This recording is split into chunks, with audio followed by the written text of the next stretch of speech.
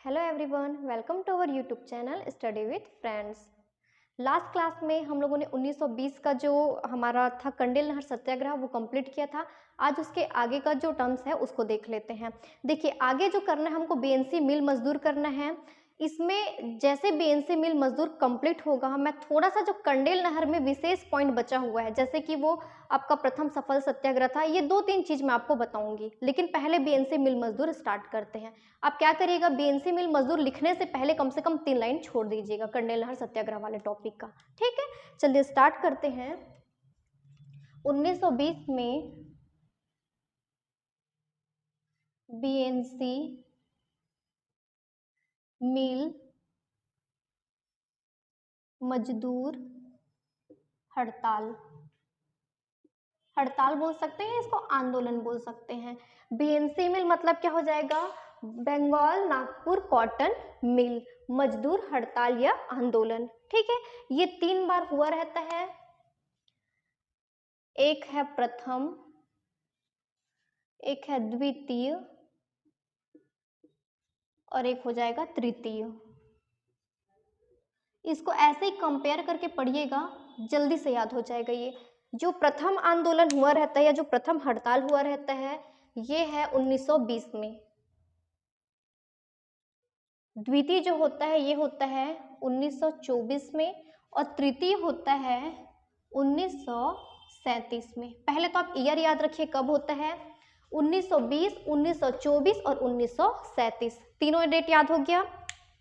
प्रथम आंदोलन 1920 में, द्वितीय मजदूर आंदोलन 1924 में और तृतीय 1937 में। इसके बाद नेक्स्ट आपको देखना है, ये तो ईयर हो गया, सन हो गया ये। इसके बाद नेक्स्ट देखना है आप लोगों को नेतृत्वकर्ता। इसमें जो है तीनों में ठाकुर प्यारेलाल रहेंगे। तीनों में सबसे पहले कॉमन कर लेते हैं, इसमें ठाकुर प्यारेलाल, इसमें भी वही रहेंगे ठाकुर प्यारेलाल और इसमें भी वही रहेंगे ठाकुर प्यारेलाल। क्लियर है। अब यहाँ पे ठाकुर प्यारेलाल तो रहेंगे, इसके साथ इनके 2 सहयोगी रहते हैं। एक रहते हैं मास्टर शिवलाल और एक रहते हैं शंकरलाल खरे। शंकरलाल खरे। क्लियर है। जो प्रथम आंदोलन है 1920 में होता है, जिसका नेतृत्व ठाकुर प्यारेलाल ने किया था और ठाकुर प्यारेलाल के साथ इनके 2 अन्य सहयोगी रहते हैं, मास्टर शिवलाल और शंकरलाल खरे। जो सेकंड वाला है इसमें सिंगल अकेले ठाकुर प्यारेलाल रहेंगे और जो तीसरा वाला है इसमें एक और पर्सन है रामचंद्र सखाराम रुईकर। क्लियर है, ये बहुत इंपॉर्टेंट है, ये ऑलरेडी पूछा गया है। रामचंद्र सखाराम रुईकर ये जो रहते हैं ये मजदूर प्रतिनिधि रहते हैं, मजदूर प्रतिनिधि। ठीक है, पूछ चुके हैं ना ये मजदूर प्रतिनिधि को। ये जो है यहाँ पे मास्टर शिवलाल और शंकरलाल खरे ये सहयोगी रहते हैं और जो रामचंद्र सखाराम रुईकर जो रहते हैं ये मजदूर प्रतिनिधि रहते हैं। 2 चीज याद हो गया, सबसे पहले ईयर किए हैं हम लोगों ने, ईयर के बाद नेक्स्ट हम लोगों ने किया नेतृत्व। अब इसके बाद नेक्स्ट पॉइंट क्या रहेगा, बीएनसी मिल मजदूर हड़ताल हो क्यों रहा है उसका रीजन करना है अपन को। नेक्स्ट जो पॉइंट रहेगा ये रहेगा इसका कारण। कारण में इसमें रहेगा आपका मजदूरों से अधिक कार्य लिया जाना। ठीक है, आप इसको कंप्लीट कर लेना, मजदूरों से अधिक कार्य लिया जाना। अधिक कार्य का मतलब लगभग 13-14 घंटे कार्य लेते थे, कार्य करवाते थे इनसे। ठीक है, और दूसरा चीज है कम वेतन देना।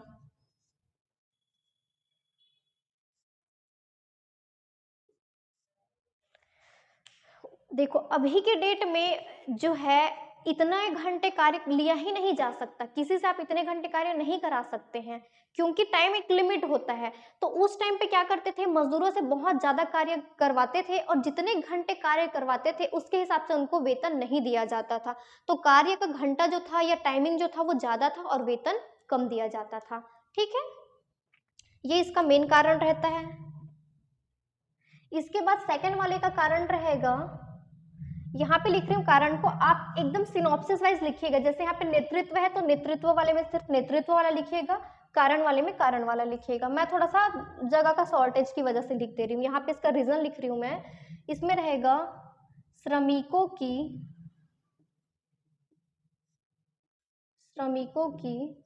दमनकारी नीति या श्रमिकों पर दमनकारी नीति। श्रमिकों पर लिख लीजिए, श्रमिकों पर दमनकारी नीति। कैसे दमनकारी नीति? मतलब अगर देखा जाएगा तो उनसे अभद्र व्यवहार किया जाता था। कैसे अभद्र व्यवहार?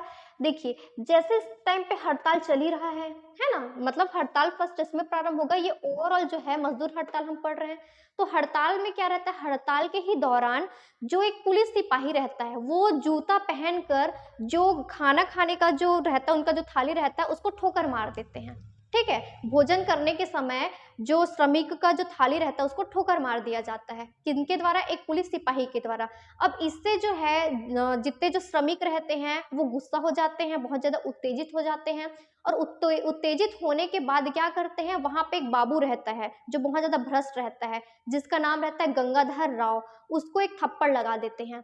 अब थप्पड़ लगाने के बाद वहां पे क्या होता है, एक इशू बन जाता है कि एक आधार मिल जाता है उन लोगों को, जो ब्रिटिश अधिकारी रहते हैं, जो पुलिस रहते हैं, कि आपने बिना मतलब का उनको थप्पड़ मारा है। और उसी चीज को बेस बनाकर, या जो थप्पड़ मारते हैं उसी को आधार बनाकर मजदूरों को, लगभग 13 मजदूर को गिरफ्तार कर लिया जाता है। ठीक है, ये इसका स्टोरी। तो इसमें यही है कि श्रमिकों पर दमनकारी नीति। और इसी दौरान एक पर्सन है, एक मजदूर है जरहू गोड़, जिसकी गोली लगने से मृत्यु हो जाती है। ये लाइन इंपॉर्टेंट है जरहू गोड़ की। इसी दौरान जो वहां पे चलते रहता है, जैसे मजदूरों को जब गिरफ्तार किया जाता है, तो लगभग 13 मजदूर को गिरफ्तार किया जाता है, तो बाकी के जो मजदूर हैं, बाकी के जो श्रमिक हैं, वो उनकी हेल्प करने के लिए आ जाते हैं।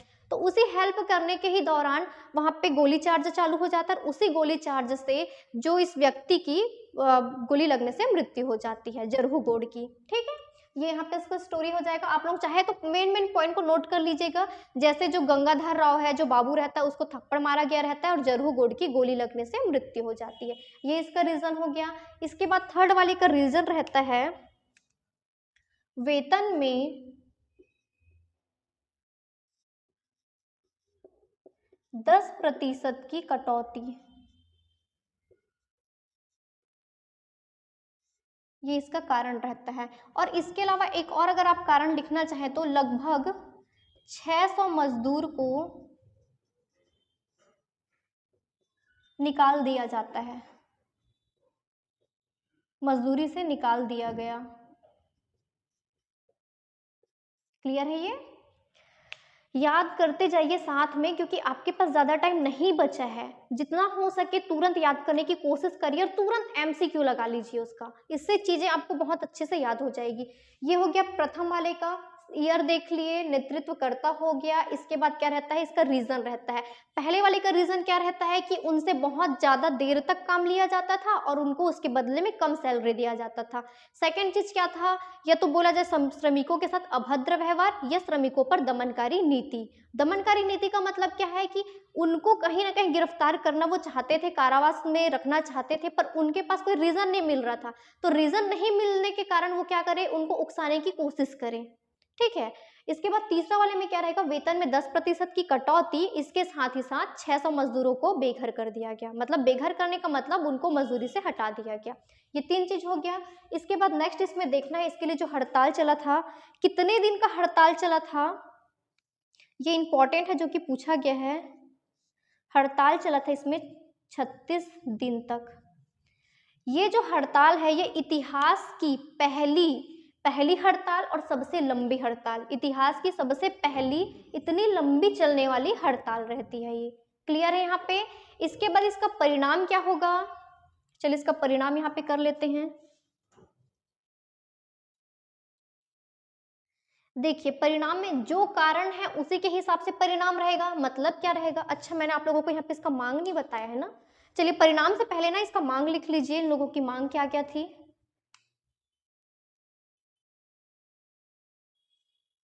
क्या क्या मांग करेंगे ये लोग, जैसे इसमें पहला मांग क्या था, मजदूरों से अधिक कार्य लिया जाता था।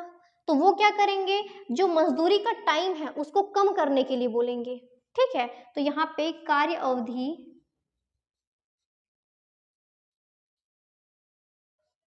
कम करने की मांग, कम करने की मांग। ठीक है, पहला चीज समझ में आ गया कि कार्य अवधि यहाँ पे कम करने की मांग की गई, ये पहला चीज था। तो यहाँ पे 13 से 14 घंटे तक तो पहले काम लिया जाता था, उसको कम से कम कितने घंटे कर दिया जाए कहा गया, 8 घंटे करने को कहा गया। ठीक है, ये पहला उनका मांग हो गया। फिर दूसरा देखिए यहाँ पे एक रीजन क्या है, कम वेतन देना, उनको कम वेतन मिलता था, तो दूसरा इनका मांग क्या रहेगा कि वेतन में वृद्धि की जाए, वेतन में वृद्धि की जाए।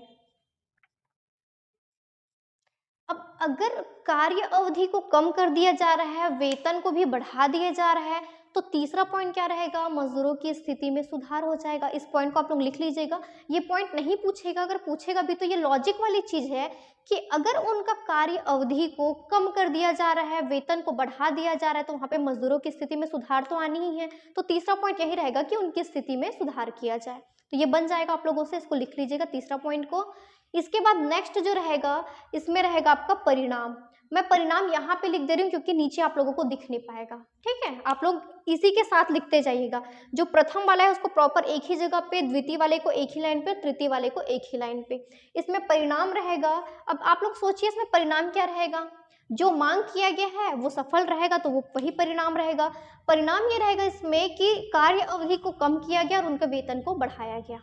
क्लियर है। इसके बाद इसमें एक विशेष पॉइंट रहता है कि यहाँ पे ठाकुर प्यारेलाल जो है ये नेतृत्व करता है, मतलब जैसे कोई लीडर होता है, जब हर एक चीज में ना, अगर आपको एक आपका ग्रुप है, आपको कहीं लड़ना झगड़ना है, उसमें एक लीडर बहुत जरूरी होता है। जैसे क्रिकेट टीम में या जो भी स्पोर्ट्स है वो एक आपका समूह ही कहलाएगा, उसमें कहीं ना कहीं एक कैप्टन होता है, कैप्टन के नेतृत्व में पूरी टीम चलती है।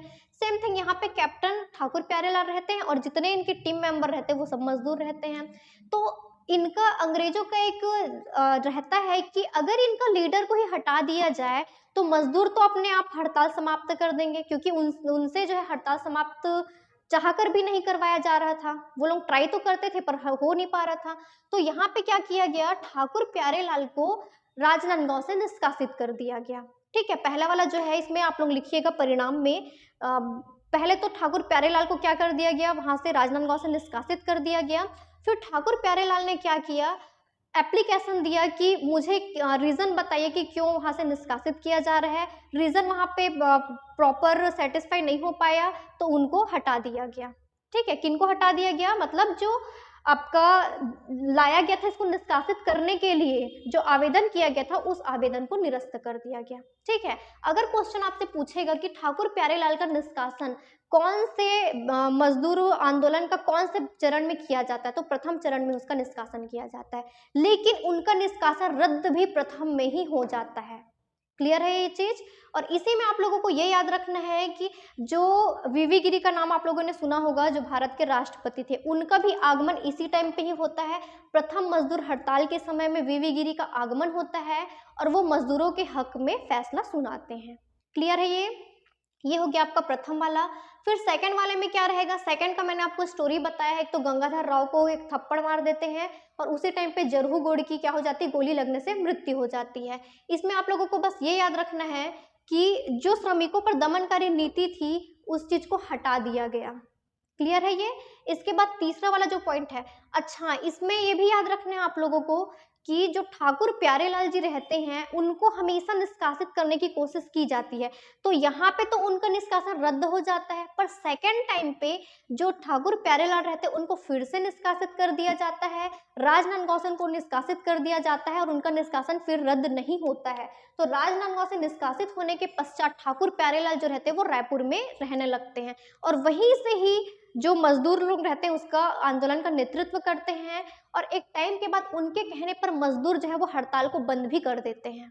ठीक है, इसी टाइम पे ही, सेकंड वाले टाइम पे। इसके बाद नेक्स्ट आपको देखना तृतीय वाला, इसमें क्या रहेगा, 1937 में होता है ये, जिसमें नेतृत्व करता ठाकुर प्यारेलाल और इनके साथ एक और पर्सन रहेंगे, रामचंद्र सखाराम रुईकर, जो कि मजदूर प्रतिनिधि रहते हैं। क्लियर है। इसका जो रीजन रहता है क्या रहता है, वेतन में 10% की कटौती, और इसमें है लगभग 600 मजदूरों को निकाल दिया गया रहता है मजदूरी से। तो इसमें सीधे आपको परिणाम याद रखना है। इसका परिणाम क्या रहेगा, जो मजदूर रहते हैं उनका जो 10% कटौती करके देते हैं उसको हटा दिया गया, मतलब मजदूरों को पूर्ण वेतन दिया गया, मजदूरों को पूर्ण वेतन दिया गया। क्लियर है ये हो गया आपका बीएनसी मजदूर मिल हड़ताल। इसमें ये पूछता है कि जैसे गांधी जी का प्रथम आगमन किस टाइम पे हुआ था, कंडेल नहर सत्याग्रह के टाइम पे हुआ था, और वीवी गिरी का आगमन कब हुआ था, बीएनसी मजदूर मिल जो मिल हड़ताल हुआ है उस टाइम पे, और उसके भी कौन से फेज पे, फर्स्ट सेकंड थर्ड 3 फेज पे हुआ था। तो जो फर्स्ट वाला फेज है इसमें वीवी गिरी का आगमन होता है। क्लियर है यहाँ पे, इसको नोट कर लीजिए। इसके बाद नेक्स्ट मैं आप लोगों को सिर्फ 3 पॉइंट जो बचा हुआ है कंडेल नहर सत्याग्रह का वो बताऊंगी, पहले इसको नोट कर लीजिए।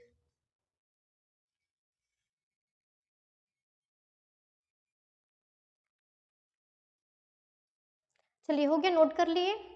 ये जो थर्ड वाला है ना, इसमें एक पॉइंट और याद रखिएगा कि ठाकुर प्यारेलाल, चूंकि उनको टारगेट तो किया ही जा रहा था, फर्स्ट वाले में टारगेट किया गया, निष्कासित किया गया, पर निष्कासन रद्द हुआ। सेकंड वाले में निष्कासित किया गया तो वो कहाँ पे रहने लगे, रायपुर में रहने लगे।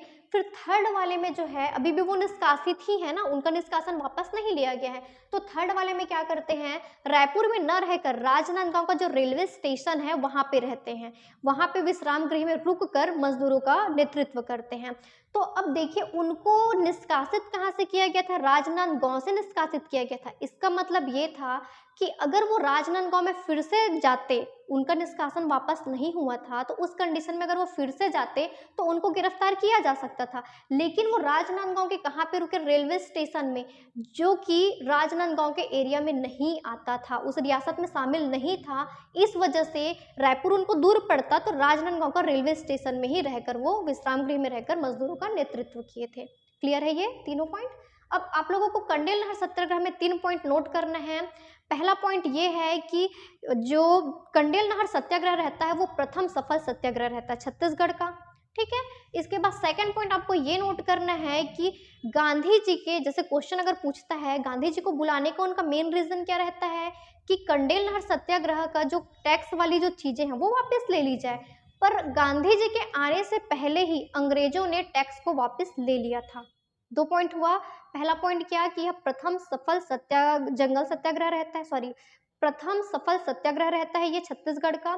सेकंड पॉइंट ये रहेगा कि गांधी जी के आने से पूर्व ही अंग्रेजों ने टैक्स को वापस ले लिया था।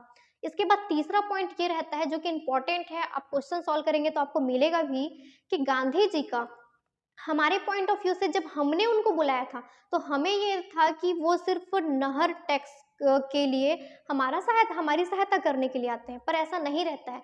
गांधी जी का मेन मोटिव जो रहता है, मेन उद्देश्य जो रहता है यहाँ आने का, वो असहयोग आंदोलन में यहाँ की जनता का समर्थन प्राप्त करना रहता है। उनका ये मेन लक्ष्य या मेन उद्देश्य रहता है। ये पॉइंट ऑलरेडी आया गया है तो इसको नोट कर लीजिएगा, क्योंकि हमको ऑप्शन में ये रहेगा कि नहर टैक्स में उसको हटाने के लिए आते हैं, क्योंकि हमारे दिमाग में वही है, पर वैसा नहीं रहता। गांधी जी का मेन उद्देश्य, क्योंकि उसी टाइम पे असहयोग आंदोलन भी चलता है, और असहयोग आंदोलन में भी मेन ये रहता है कि उस टाइम पे तिलक जी की मृत्यु होती तो तिलक स्वराज फंड भी चलता है, तो उस फंड में उनको जो पैसा वो भी इकट्ठा करना रहता है, तो वो भी उनका एक रीजन रहता है। तो मेन रीजन अगर देखा जाएगा तो असहयोग आंदोलन में लोगों का या जनता का समर्थन प्राप्त करना रहता है। ठीक है, ये इतनी चीज हो गई। आज जो है असहयोग आंदोलन को मैं नहीं पढ़ाऊंगी क्योंकि वो बहुत बड़ा टॉपिक है, क्योंकि उसका लगभग आपका 40 मिनट तक तो कम से कम रहेगा, उसकी जो क्लास है उससे ज़्यादा भी हो सकता है, पर वो बहुत इंपॉर्टेंट पार्ट है। आप बीएनसी मिल को करिए। इसके बाद 1920 में अगर देखा जाएगा आंदोलन में, तो सिर्फ और सिर्फ असहयोग आंदोलन रह गया, जिसको मैं आप लोगों को नेक्स्ट क्लास में बताऊंगी। इसको अच्छे से कर लीजिएगा। देखिए क्वेश्चन का जो पूछने का जो पैटर्न है ना, वो उसको अच्छे से फोकस करिए। जैसे राजनांदगांव में ठाकुर प्यारेलाल का निष्कासन किया गया है, तो पहले का जो स्रोत था उसके हिसाब से ये पाया जाता था कि सिर्फ सेकंड वाले में उनको निष्कासित किया जाता है, फर्स्ट जो फेस उसमें निष्कासित नहीं किया जाता है। लेकिन अब इसको अच्छे से आप लोग क्लियर कर लीजिए कि फर्स्ट फेस में ही उनको निष्कासित कर दिया जाता है और उनका निष्कासन भी वापस ले लिया जाता है। ठीक है, चीजें अच्छे से समराइज करके पढ़िए। और आप लोगों के लिए मैं तो यही कहूंगी कि जितना हो सके आप क्वेश्चन सॉल्व करिए। क्योंकि लगभग आपका 40% तैयारी प्रीवियस ईयर के क्वेश्चन पेपर से ही हो जाता है।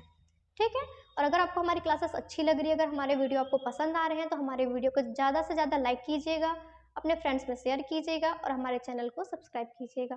Thank you.